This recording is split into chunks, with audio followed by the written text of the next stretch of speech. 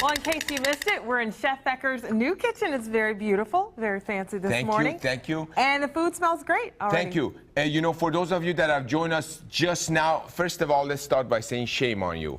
Why you do this to yourself? You miss half of the show and you don't know what's going on? I'll tell you. We're going to do a pounded organic breast of chicken that's going to be filled with some artichoke, some beautiful spinach, and some ricotta and feta. We have a roasted tomato and fennel sauce there.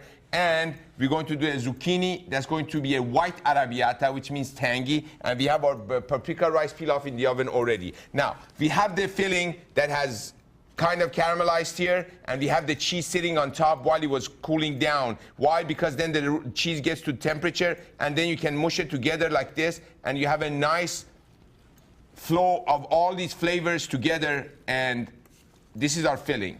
Next, the chicken has been pounded. Why do you want to pound a breast of chicken? Because the lobe, which is the thicker side, needs to be the same size as the thinner side so they cook evenly. Now, I butterflied it and I pounded it. When you work with chicken, ladies and gentlemen, spend a little money on these gloves, and they're disposable, but it is certainly worth it because you do not need to constantly wash your hand, which you should after touching chicken. At the same time, you don't have that cross-contamination. Sometimes you're busy and you don't do the right thing. First, salt, then white pepper.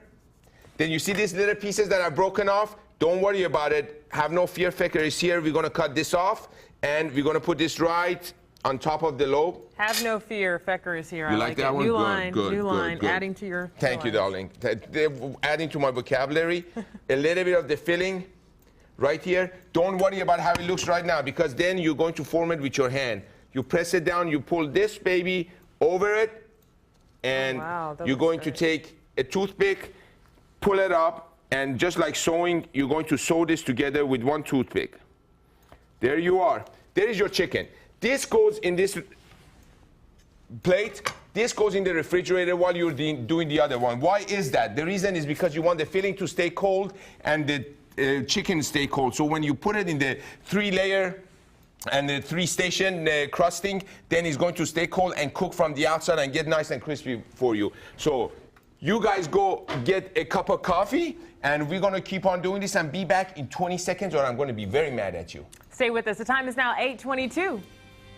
Bye-bye.